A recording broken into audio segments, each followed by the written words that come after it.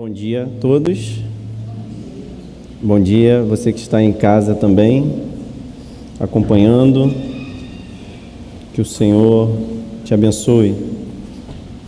Vamos pedir a Deus para que Ele possa, nesse momento, falar, não só falar, mas que nós possamos ouvir, entender, compreender e colocar em prática aquilo que a Sua palavra diz.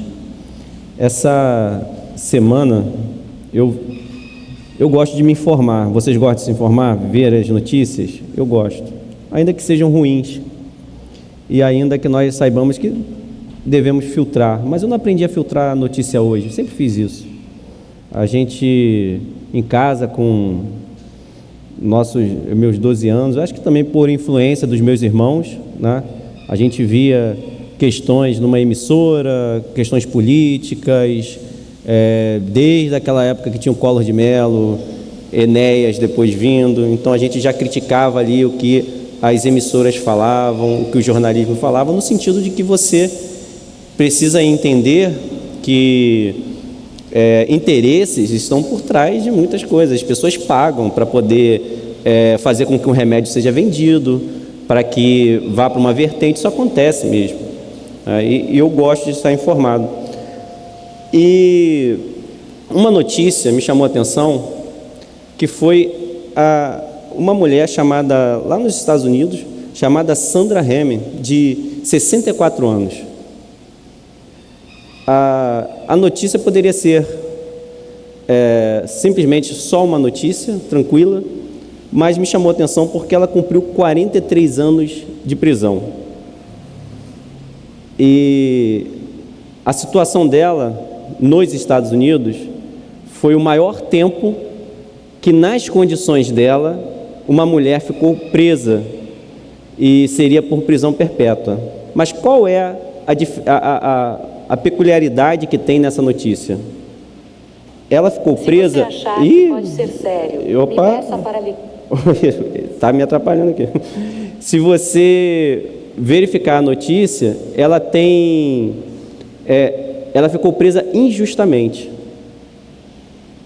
Ela foi condenada por um assassinato de uma funcionária de uma biblioteca em Missouri, e ela a facadas, e pegou prisão perpétua. Então 43 anos, se descobriu a inocência dela e ela foi solta, ainda que com as provas dela ser inocente, ainda tentando deixá-la na cadeia, só que não tinha o que fazer. Faz a conta aí, 43 anos. E ao pensar nesse tempo, e foi do ano passado que aconteceu isso, e está repercutindo agora,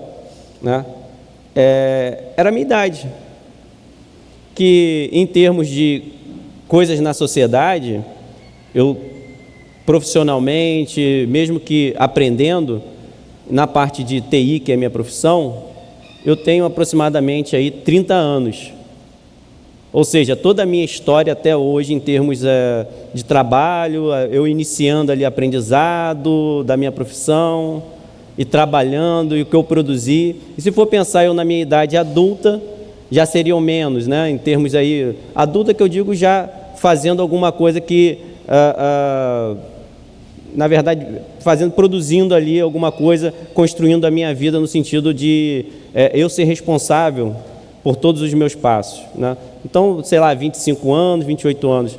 28 anos, Então, é um tempo que eu tenho aí me especializado, fiz faculdade, fiz o meu técnico inicialmente, depois fiz minhas pós-graduações, fiz mais uma faculdade. Olha só, eu consegui fazer nesse período 2 faculdades, poderia ter feito mais, mas também não faz sentido para mim ficar fazendo faculdade à toa, é que uma tinha a ver com a minha profissão, a outra com a parte da igreja. Eu também não gosto de ficar estudando por estudar, não tenho isso. Mas fiz as especializações na minha área, e a minha vida tem uma história que eu vivi nesses anos. E ao olhar essa notícia, pare para pensar, 43 anos, presa, condenada à prisão perpétua. E ela, como a minha como que uma pessoa, e eu não sei o estado dela, óbvio, mas como que uma pessoa consegue manter, ou quão difícil é você manter a sua identidade quando você é injustiçado? Porque quando eu digo identidade, quem eu sou hoje? Será que eu seria a mesma pessoa se eu passasse esse tempo, que o meu, no caso, seria menor, numa cadeia, injustamente?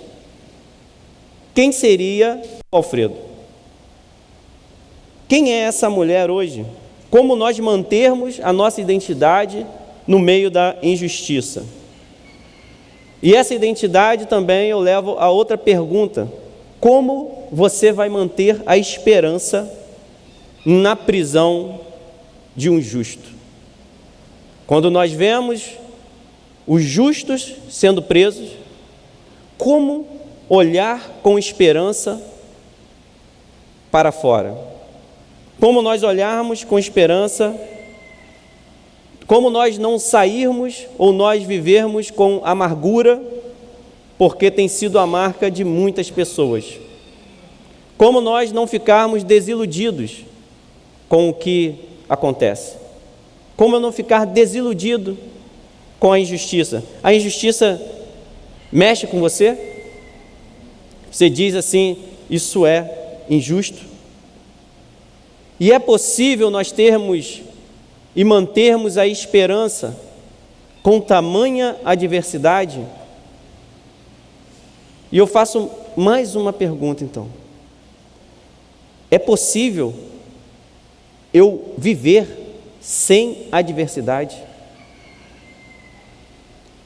Ao mesmo tempo que eu pergunto se é possível manter a esperança, eu acho que muito mais reflexivo tem que ser na nossa mente, pensar, porque nós podemos remeter a vários casos e falar, é muito difícil isso, é impossível. Mas é possível viver e não existirem adversidades na sua vida? Será que eu não tenho que mudar a ótica como eu vejo as situações? Como eu vejo tudo que está ao meu redor? Será que eu não estou vivendo, eu chamo isso de Disney, né, o conto de fadas? E não estou dizendo que não teremos um final feliz. Estou dizendo no sentido de que tudo anda da maneira como você gostaria. Que tipo de vida é essa e que tipo de ilusão é essa? Vamos ao nosso texto, que é em Atos 24, já pode abrir a sua Bíblia digital, a sua Bíblia física, para que você possa acompanhar. E eu recomendo que você depois leia esses textos, para que você possa digerir, para que você possa entender mais. Se você ler o texto 10 vezes, nas 10 vezes que você ler o texto da Bíblia, você irá aprender algo novo que você não tinha percebido. A partir do versículo 22. Então Félix, conhecendo mais acuradamente as coisas com respeito ao caminho, adiou a causa, dizendo: quando descer o comandante Lísias, tomarei inteiro conhecimento do vosso caso.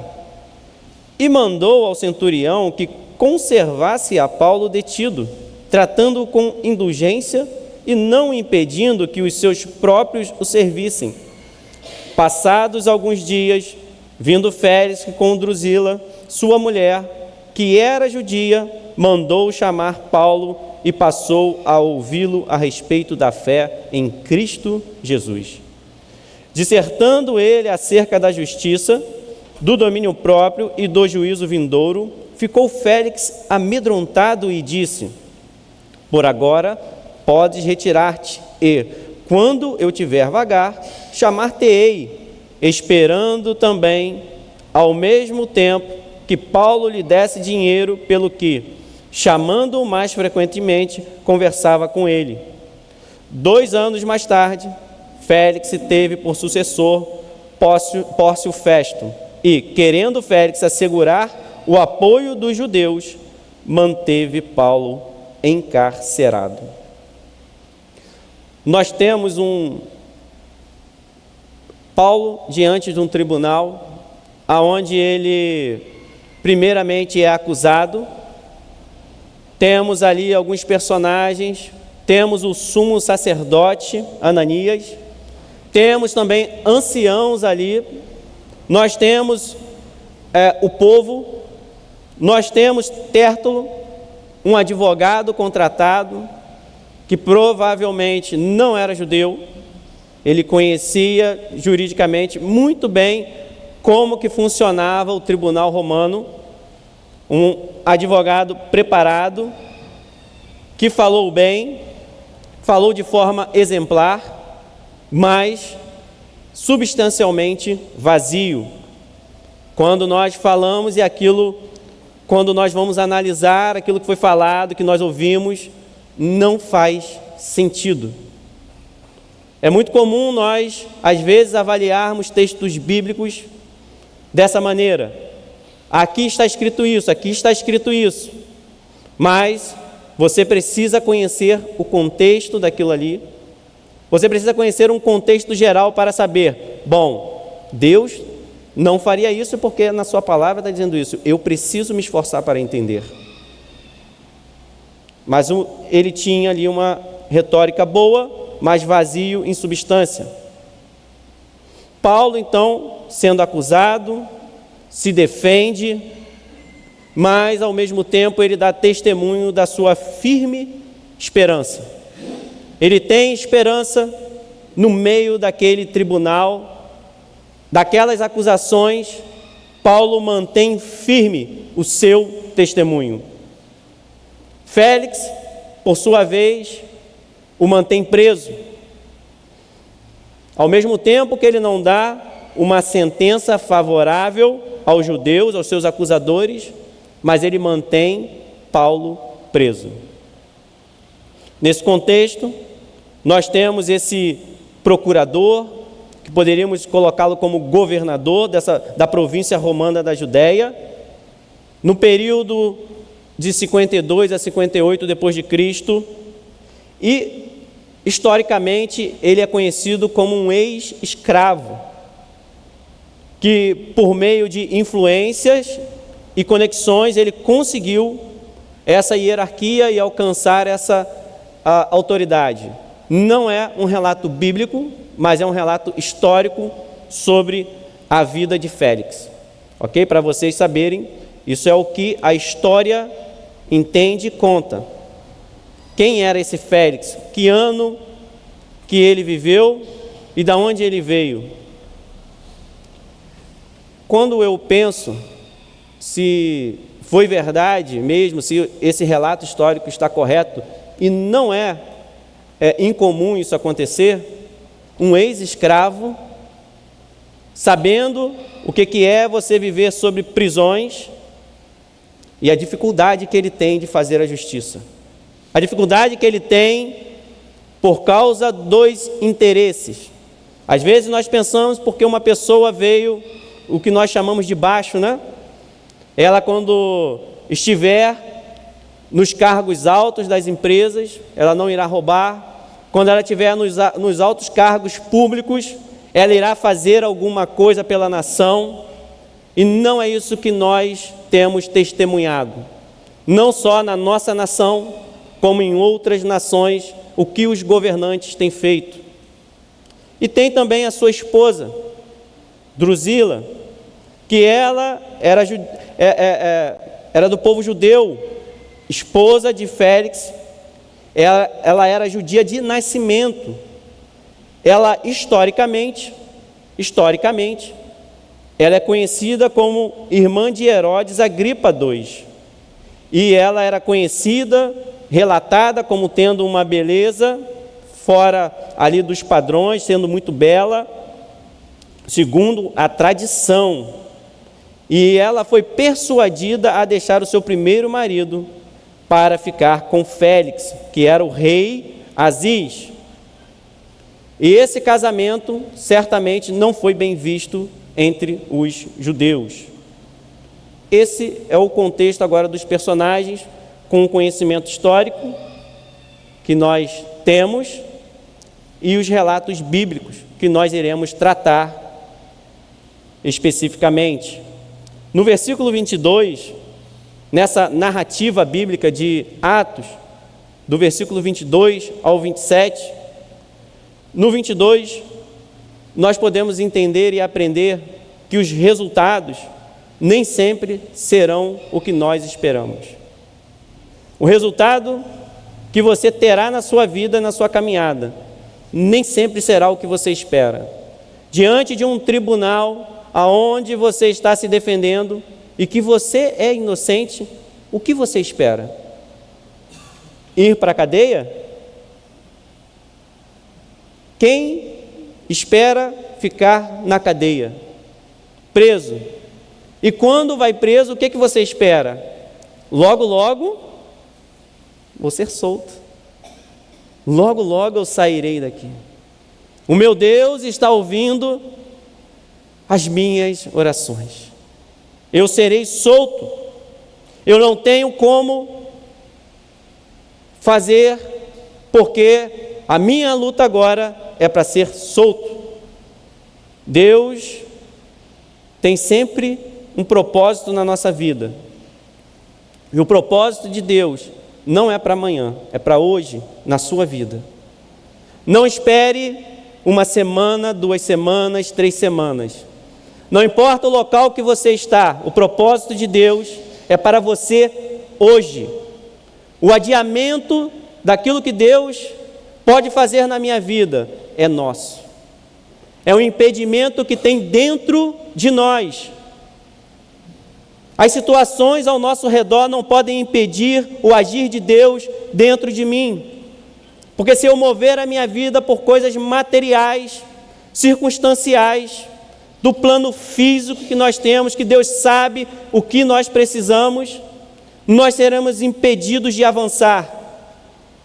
Porque aquilo que Deus nos prometeu, Ele faz dentro de nós e ninguém pode roubar, a não ser que você entregue. Então a situação não era das melhores no sentido de que eu espero me defender bem, não terem nada contra mim, eu espero ser solto. Quando nós estamos certos, nós não esperamos continuar presos. E Félix fala algo interessante, no caso, um relato sobre ele, porque Lucas está relatando o que ele viu, o que ele participou ou o que ele pesquisou. Está relatando o que aconteceu. E diz que ele conhecia o caminho. Conhecer o caminho. Ele tinha um conhecimento da fé cristã. Relatou que, segundo o que aconteceu ali, ele deixou claro para as pessoas que havia um conhecimento sobre o que estava acontecendo. Era algo do momento entre os judeus. Falando sobre um tal morto, alguém que morreu. Eles estão dizendo que essa pessoa que morreu ressuscitou. Estão falando que ele ressuscitou. Um grupo de pessoas estão se reunindo e falando que ele ressuscitou. Então o caminho, ele era conhecido. Mas o caminho, mesmo sendo conhecido, ele não é fácil de ser digerido. Ele não é fácil de ser aceito. Ele não é fácil de você recebê-lo sem reservas. Quem não receber como uma criança, não herdará. Nós precisamos receber de forma completa, com fé, deixando renovar tudo aquilo que nós tínhamos como conceito moral, ético, conceito religioso, de que Cristo de fato é tudo.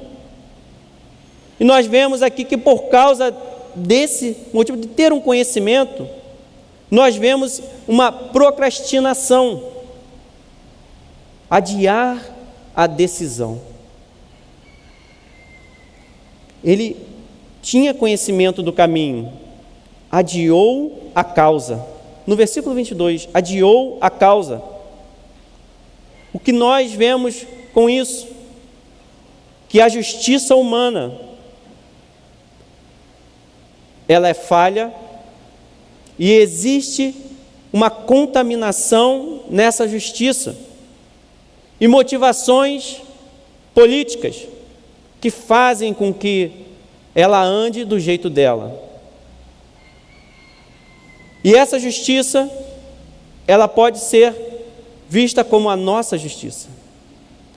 Você tem uma justiça própria, eu tenho uma justiça própria também.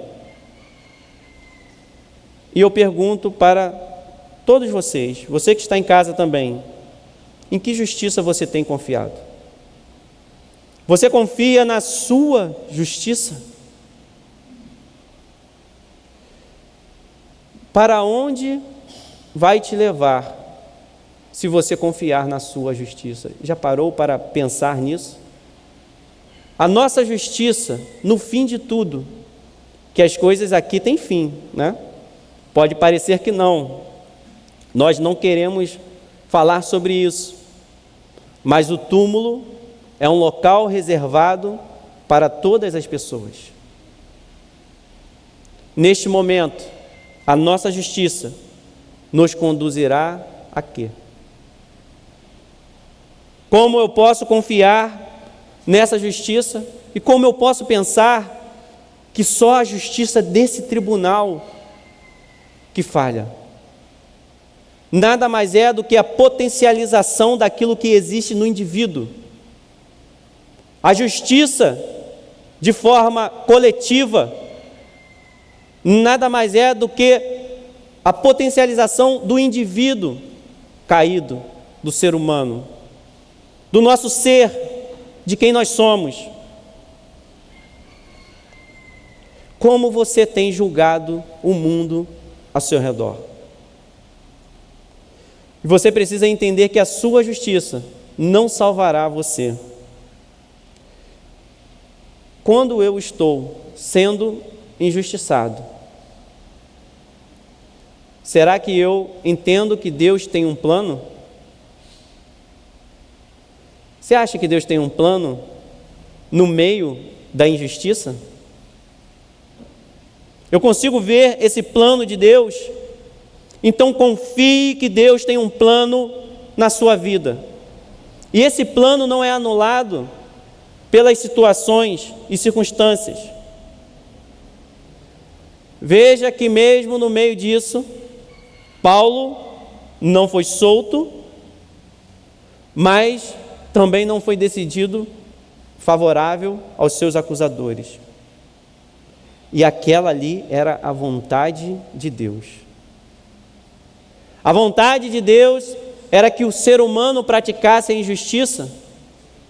Todo mal provém do próprio ser humano, mas era a vontade de Deus que no meio daquela injustiça, Paulo fosse o seu servo e o seu mensageiro.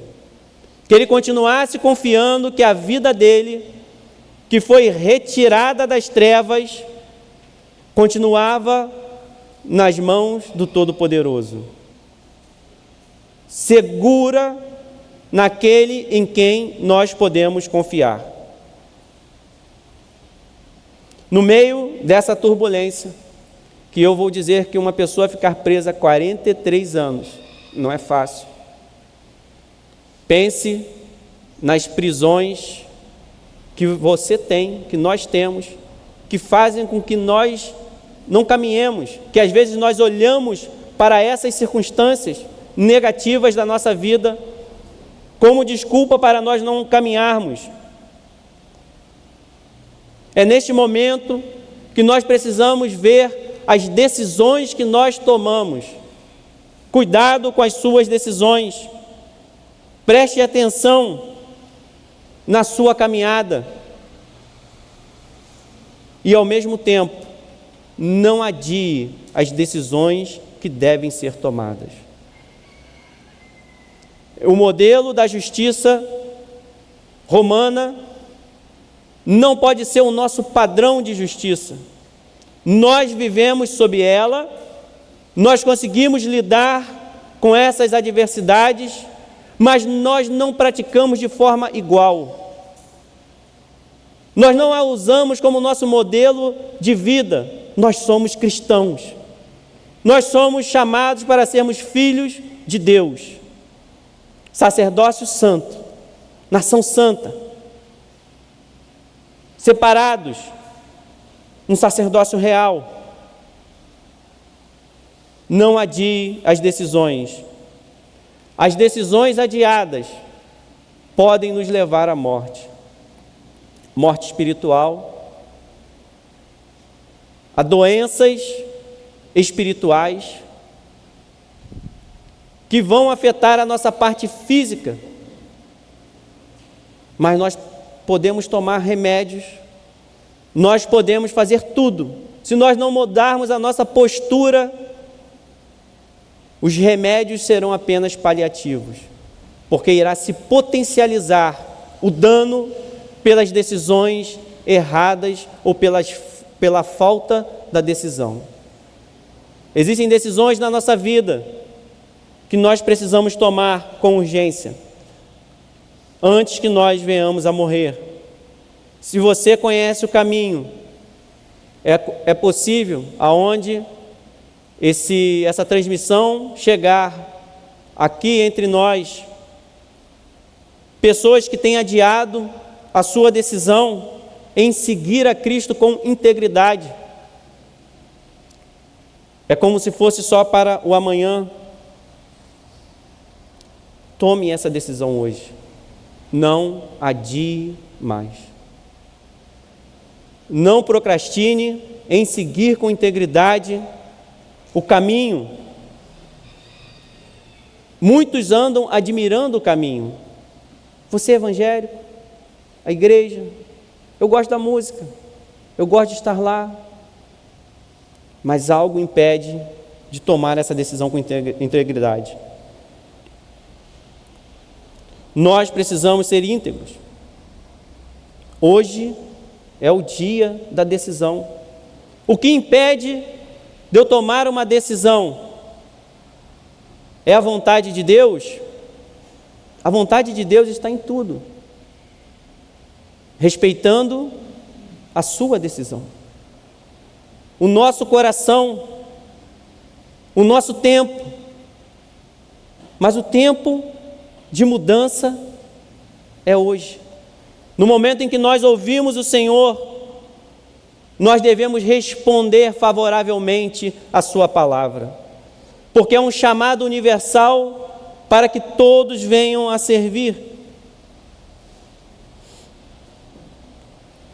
No versículo 23, nós vemos que não há prisão em Cristo. Como assim? Não há prisão em Cristo. Prisão que nós enfrentamos, ou adversidade que nós enfrentamos com Cristo. Nós temos de fato uma vitória garantida. O problema é como nós vemos a vitória e o triunfo. Se nós olharmos Jesus na cruz e pensarmos que o triunfo é Ele descer da cruz e aniquilar todos os seus inimigos,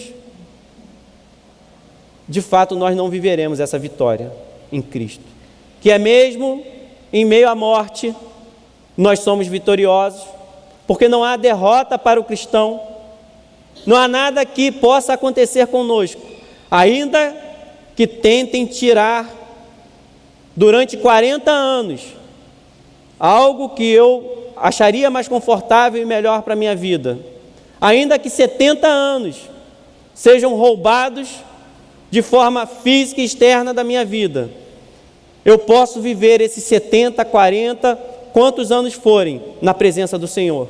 E isso nunca será roubado. É um tesouro que ninguém pode tirar.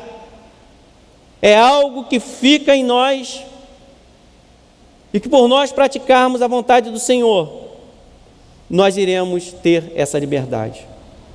E você repare, Deus cuidando de tudo, a prisão de Paulo tinha uma liberdade. O que eu chamo de prisão com liberdade. Paulo estava preso, mas foi dado para ele ser tratado com uma certa liberdade. Ele podia receber as visitas e assistência. Ele ali ainda pregava, falava sobre Jesus. Ele não podia ser tratado como alguém condenado. Por quê? Quem está em Cristo não está condenado e não pode ser condenado. Então representa fisicamente aquilo que nós temos espiritualmente. A condenação do ser humano não pode passar do plano físico, porque ninguém pode nos condenar quando nós estamos em Cristo Jesus. Quando nós vivemos para Deus. Ele estava preso, mas em liberdade. As restrições, e eu vou chamar essa prisão de restrição, não anulam a nossa liberdade. Nós, como cristãos, temos restrições. Nós somos preservados do mundo por causa dessas restrições. Nós temos restrições em relação ao que o mundo faz, ao que o mundo pratica, ao que o mundo tem. Mas nunca teremos restrições de Cristo, porque as restrições só podem existir se você colocá-las. Ninguém coloca restrição entre o seu relacionamento com Cristo. Ninguém consegue. Está nas suas mãos. É uma decisão pessoal minha, é uma decisão sua. Ninguém pode tirar essa minha liberdade. Mas nós somos preservados do mundo. Nós não participamos de tudo, mas Cristo é tudo que você precisa. Cristo é tudo que você precisa. Nem todos os eventos, nem tudo que acontece no mundo é lícito para nós. E se você lembrou de uma passagem que diz que todas as coisas são lícitas, mas nem tudo me convém, talvez você tenha ficado confuso com isso que eu falei. Por isso que eu falei, contextualize. É uma ironia. Paulo mesmo fala que você não pode fazer todas as coisas. Ele está dizendo para aqueles que querem fazer. Precisamos entender, então eu posso matar? É lícito eu matar? É lícito eu roubar? Muitos têm se perdido na falta de meditação na palavra. E falado heresias. Não entendendo que está dizendo que nós somos separados. Nem tudo que o mundo faz, nós iremos participar. Mas isso é um estado de conservação. Cristo é tudo que você precisa.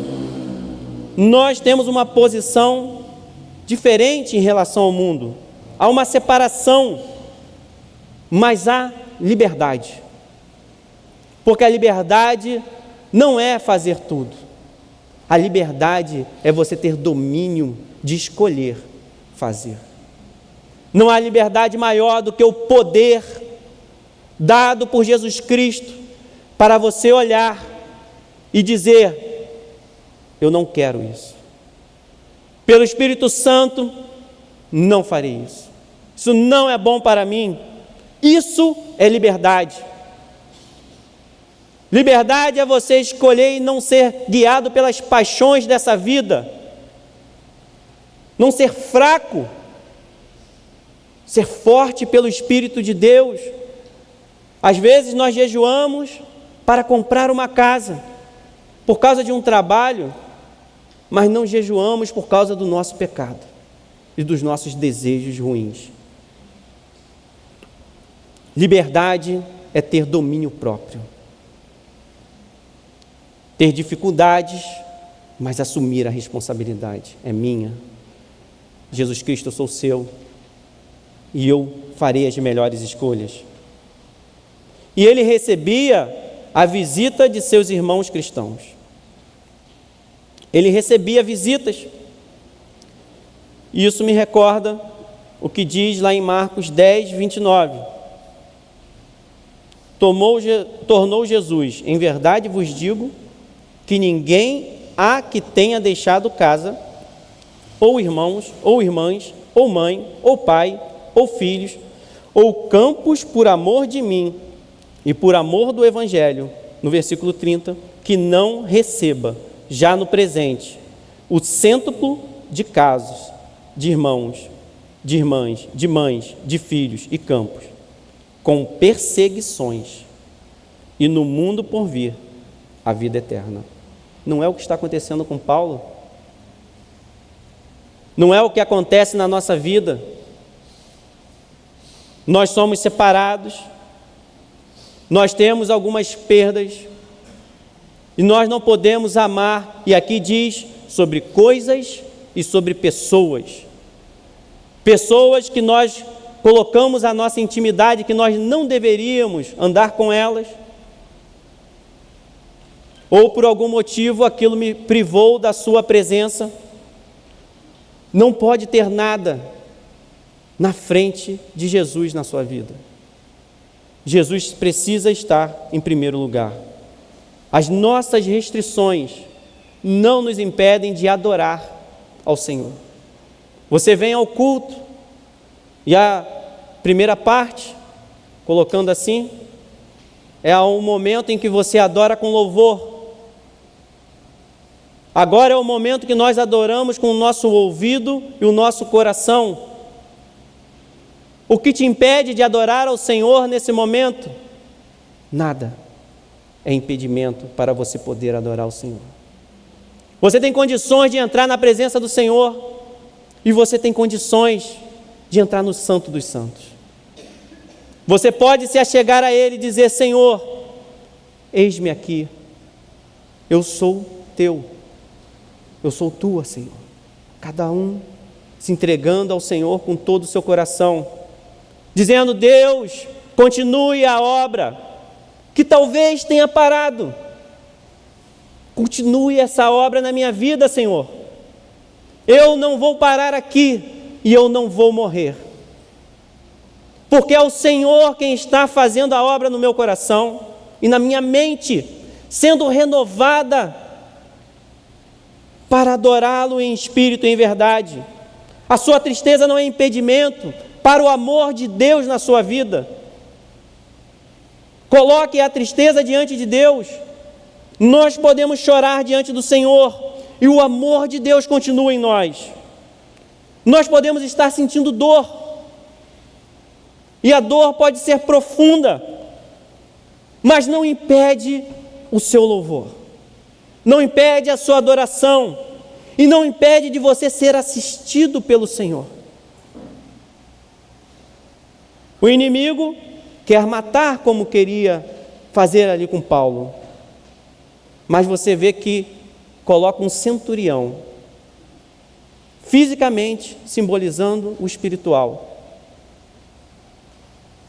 São os soldados que simbolizam o cuidado de Deus aonde nós estamos. O cuidado de Deus não se aparta de nós por causa de nós estarmos num lugar ofensivo ou numa situação ruim, dramática, de eu estar numa prisão injusta, a prisão do injusto. 43 anos, 50 anos, e é possível que a prisão seja justa também. No caso de Paulo, era injusta. Muitos estão aprisionados e deveriam sim estar lá trancados, mas ainda assim há esperança para todo aquele que clamar ao Senhor e ouvir e responder à voz do Senhor com gratidão e adoração, vendo o cuidado que teve com Paulo e dizendo: Senhor, eu quero esse cuidado na minha vida, ou reconhecendo: Senhor, eu reconheço esse cuidado na minha vida. É a materialização do que acontece no reino espiritual. Nós caminhamos, mas existem soldados celestiais nos defendendo, assistindo, sendo servos do Senhor, co-servos conosco. Então, conosco, co-servos. Não são nossos servos, são servos de Deus, assim como nós somos. Aqui é a materialização, no sentido para nós entendermos. Quando a Bíblia diz que Jesus conheceu as nossas dores por ter vivido aqui, não é porque Ele conheceu as nossas dores por ter vivido aqui, é porque nós entendemos que Ele conheceu as nossas dores porque nós vimos. E aí nós sabemos, Ele conheceu as nossas dores, porque antes da fundação do mundo, Ele já conhecia as nossas dores.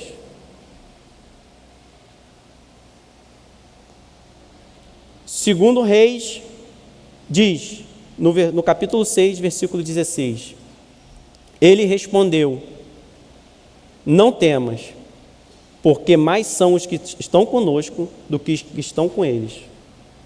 Orou Eliseu e disse: Senhor, peço-te que lhe abra os olhos para que veja. Que o Senhor abra os seus olhos em toda a situação, para que você veja. E diz que o Senhor abriu os olhos do moço, e ele viu que o monte estava cheio de cavalos e carros de fogo em redor de Eliseu. É assim conosco. As nossas batalhas não são solitárias. O momento em que você está chorando no seu quarto, ou que você está enfrentando o maior dilema da sua vida, que o Senhor te faça ver o que tem ao seu redor, te guardando e caminhando contigo essa caminhada, o caminho. Esse caminho não é solitário, é um caminho aonde nós temos os nossos amigos, os nossos irmãos, a parte física e cheio de poder de Deus, com a parte espiritual caminhando junto, nos ajudando e nos auxiliando.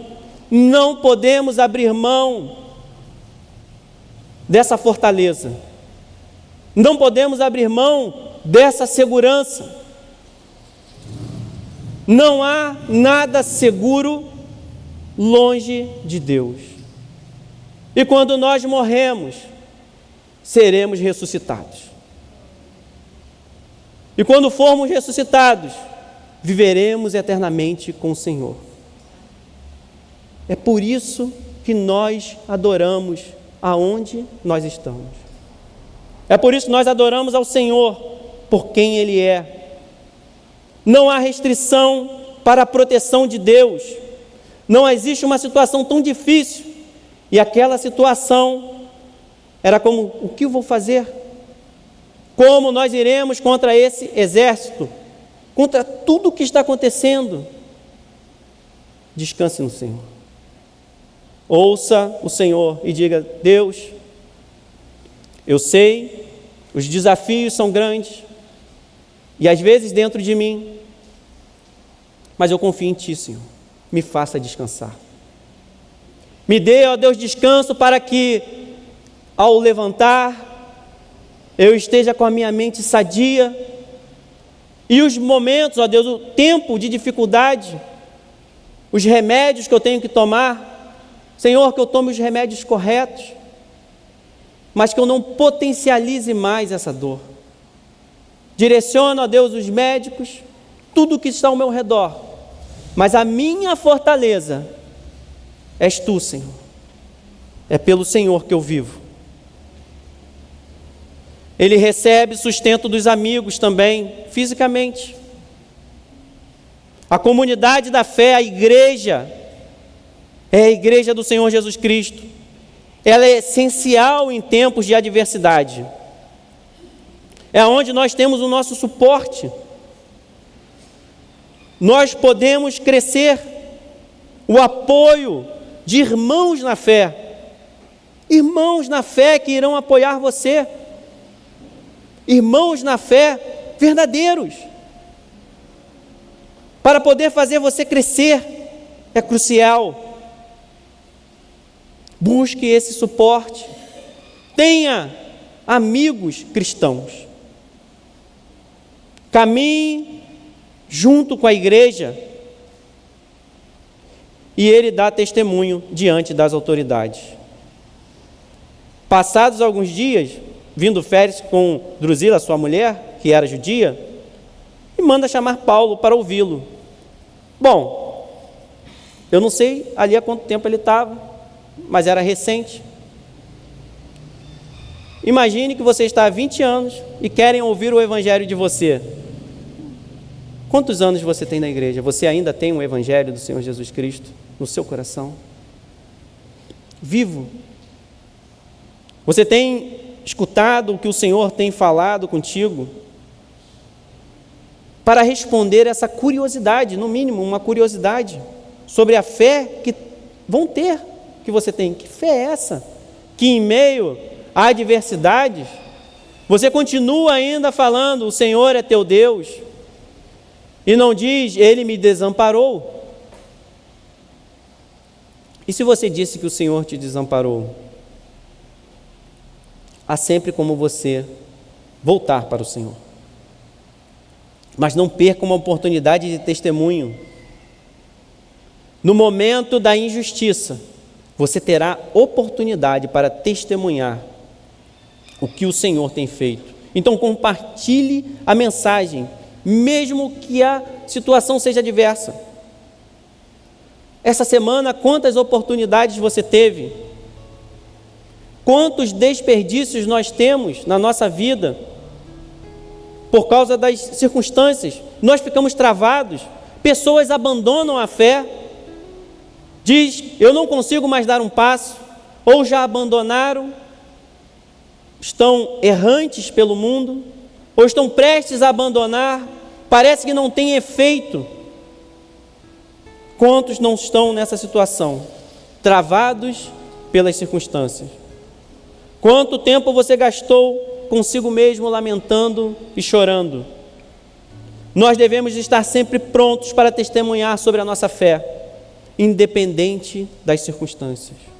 Então compartilhe a sua fé, ainda que tenha sido reabastecida num culto, ainda que você estivesse dormindo, mas você diga, o Senhor me acordou, eu voltei a compartilhar a fé genuína. Mas é preciso você entender que nós não podemos poupar os ouvintes. A fé tem que ser completa. Nós não podemos poupar. Por quê? Por que motivo nós não podemos poupar os ouvintes? Porque nós devemos viver como se fosse o nosso último dia. Porque eles precisam. Eles precisam. Eles precisam desse evangelho. A Bíblia diz que ele testemunhou sobre o domínio próprio, sobre a justiça e sobre o juízo vindouro. Paulo estava ali, como se estivesse com todo o gás. Ele não falou, me solte daqui. Ele disse, olha, essa é a minha esperança. Que o Senhor reacenda a esperança no seu coração. E que Ele fortaleça essa esperança. Não pare de testemunhar. E fale da justiça, do domínio próprio. Falei aqui. E do juízo vindouro. E o que aconteceu com Félix, quando ouviu, ele se sente alarmado, ele se sente amedrontado, ele adia a conversa, ele só consigo até aqui. Quem resiste não consegue ouvir. Será que você consegue ouvir o evangelho completo ou só um pouco? Quanto você aguenta do evangelho? Você se revolta contra o evangelho? Qual tem sido a sua atitude diante da verdade? Você pede para parar de falar? matem o mensageiro. Você se revolta? Ou você fica com medo? Nós podemos ter medo, acontece. O que você sente quando você ouve a verdade? Será que o amor de Deus não está sobre mim? E eu pergunto, o seu amor por Jesus tem crescido? A mensagem do Evangelho pode ser desconfortável, mas nós precisamos falar, mesmo quando é difícil, para que os outros ouçam. Nós devemos ter integridade nessa mensagem, integridade em meio a essa corrupção. No versículo 26, olha o que diz: não era só medo, ou só adiar porque eu vou ouvir porque eu conheço o caminho. Não tinha só isso. Esperando também, ao mesmo tempo, que Paulo lhe desse dinheiro. Ele ouvia, junto com a sua esposa, a curiosidade talvez por ela ser judia, mas ele tinha, de fato, um interesse. Pelo que, chamando-o mais frequentemente, conversava com ele. Ele tinha uma esperança no suborno. Ele esperava um suborno de Paulo. Félix conversava frequentemente, mas a esperança dele era receber dinheiro. Quantos nós não vemos assim? Às vezes nós somos assim. Queremos um suborno. Ao mesmo tempo que eu penso assim: Lucas, não escreve isso não, porque vai falar que ele estava querendo suborno, o juiz. Nós não podemos nos calar com as injustiças que acontecem ao nosso redor. O cristão, ele avalia tudo e fala: não é possível que eu fique grato com isso aqui, que eu fique contente. Será que ele cresceu o olho por causa da oferta? Porque Paulo disse: eu fui para o templo levar oferta, que ele juntou das igrejas. Será que ele vai trazer uma oferta para mim? Será que ele pesquisou quanto de dinheiro esse homem trouxe? Paulo também, da sua família ali, bem culto. Ele era cidadão romano, família boa. Nós devemos ter uma justiça impecável. Não recuse em atender quem está certo e se mover para fazer. Se tem situações em que você tem que praticar a justiça, pratique. Não aceite propina, suborno. Não ofereça também. E não adie a decisão. Não prevarique. É importante nós sermos firmes, mesmo sob pressão. Será que 40 anos presos seria uma boa pressão?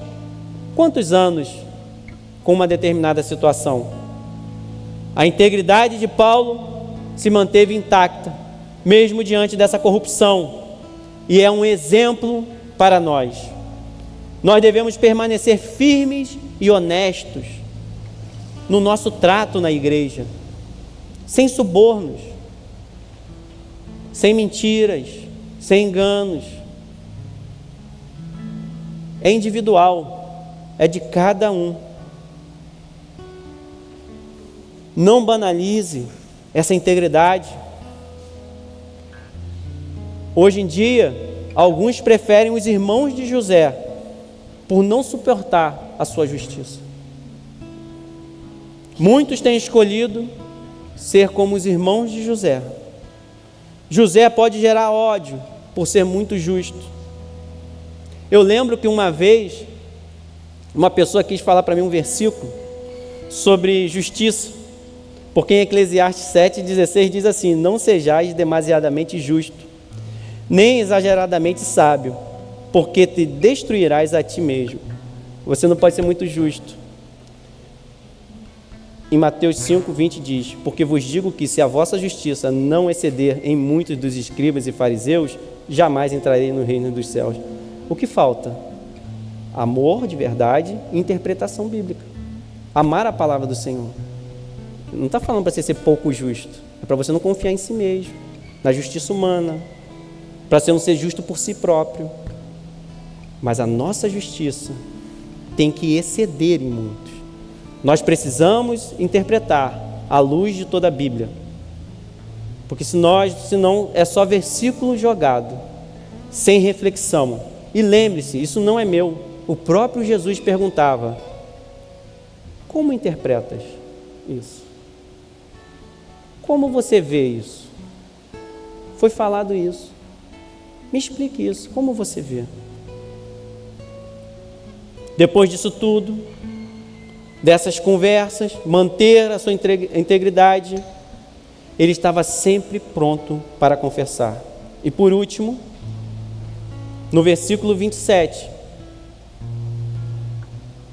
nós vemos uma situação que, mesmo diante disso tudo,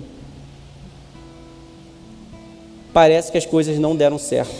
Quando nós olhamos de uma maneira humana, sem discernir as coisas espirituais como sendo espiritual. Olha o que diz: 2 anos mais tarde. Será que esses 2 anos virariam 3, 4, 5, 40? Nós esperamos sermos soltos quando nós somos presos injustamente. E não estou dizendo que não possa buscar seus direitos. Mas ele teve mais 2 anos de espera. A provação prolongada. Paulo permanece preso ainda por um longo período. Ele era culpado? Não, para ter o favor dos judeus. Está escrito. Era uma decisão política. O que nós devemos guardar para nós? Que a nossa paciência e a fé, elas serão essenciais no tempo de espera. Você precisa ter paciência e fé no tempo em que você tem que esperar algo. Nós devemos ter a nossa fé no Senhor Jesus intacta, sabendo que em alguns momentos nós receberemos não. Não pode. Não é o momento. Ou de fato não vai ser assim. Isso não vai mudar. Você continuará preso, mas livre em mim. As pessoas podem te ofender. As pessoas vão poder te prender. Mas que eu continue sendo o seu Senhor, aonde você estiver. Passando o que você estiver passando. Sofrendo o que você estiver sofrendo. Aguardando o que você estiver aguardando. A adoração ao Senhor não é num local e não é numa circunstância. Ela é em todo momento. Nós precisamos ser abastecidos. Quando nós adoramos, nós somos cheios de Deus. Nós não fazemos Deus ficar maior, mas é você quem se enche. O Senhor não fica lá, olha como Ele me elogia. Nós não podemos acrescentar nada ao Senhor, a não ser a nossa vida em intimidade com Ele. Quando você adora, quando você se levanta para o Senhor, ergue as suas mãos, é você quem é cheio da sua presença. Você é liberto, porque Deus está em você, porque Jesus Cristo é a tua vida, Ele é teu tudo.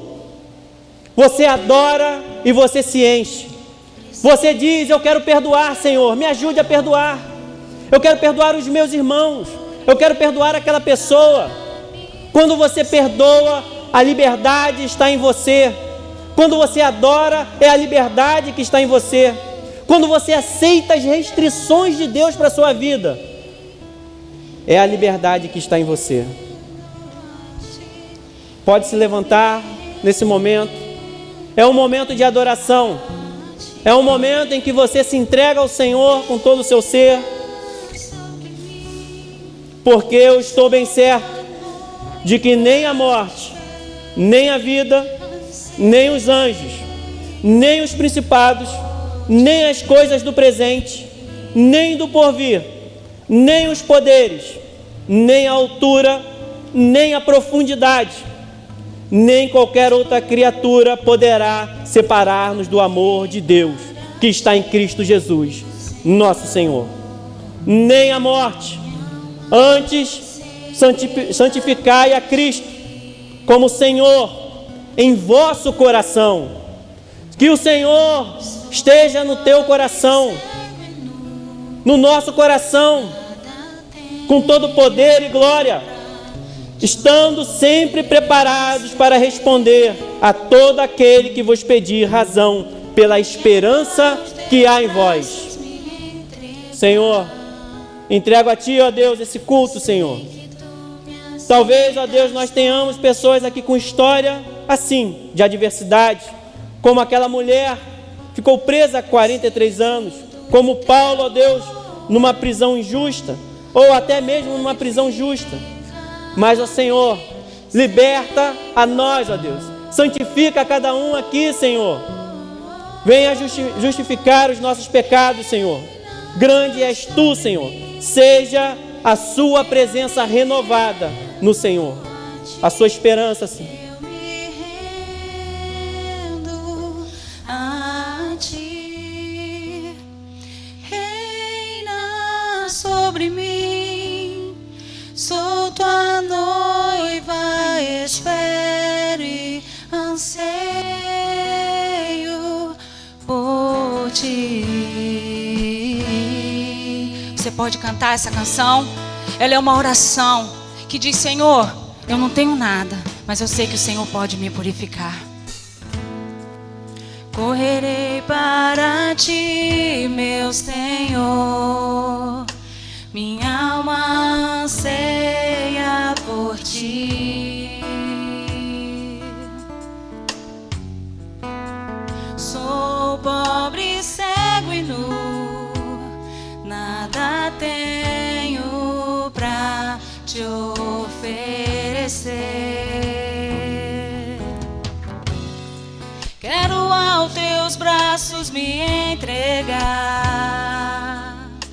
pois sei que Tu me aceitas como estou.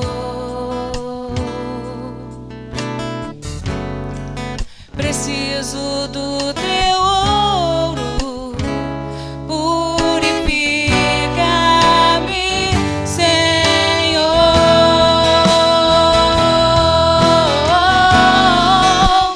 Reina sobre mim, eu me rendo a Ti, eu me rendo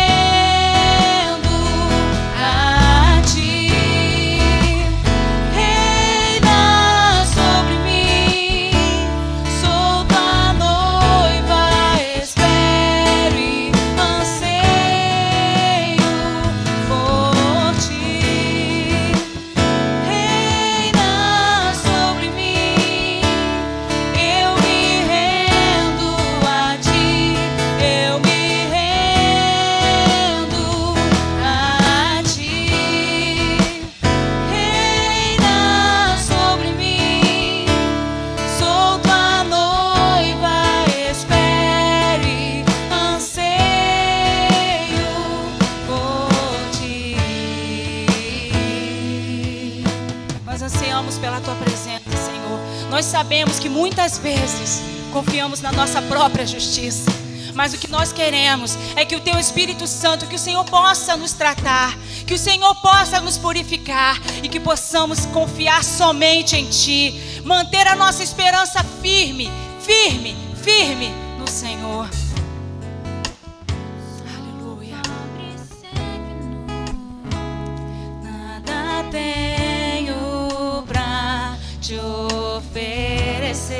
Pode declarar: quero aos teus braços, Senhor.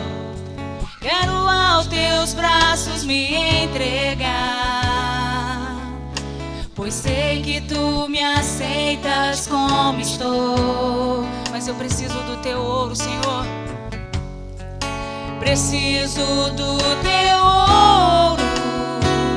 Purifica-me, Senhor.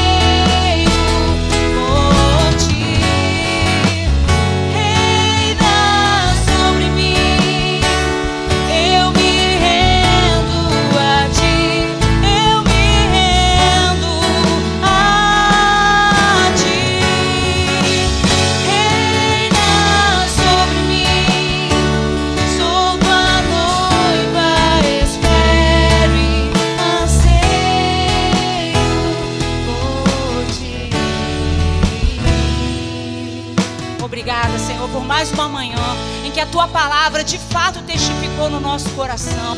Que nós possamos ser assim, independente das circunstâncias, com a nossa fé, com a nossa esperança voltada para o Senhor. Que o Senhor possa visitar a nossa vida, e se achar algo em nós que não pertence a Ti, o Senhor tem toda a liberdade de nos purificar, de moldar o nosso coração, de moldar a nossa justiça, porque queremos confiar somente em Ti e na Tua verdade. Muito obrigada, Pai, por essa manhã. Nos leva debaixo da Tua proteção, nos dá um domingo cheio da Tua presença, que possamos continuar pensando e meditando nessa palavra, e mais tarde voltar aqui para Te adorar mais uma vez. Muito obrigada por tudo. Um domingo abençoado a todos. Amém. Que mais tarde possamos estar aqui para louvar o Senhor mais uma vez. Amém. Eu poderia estar em qualquer outro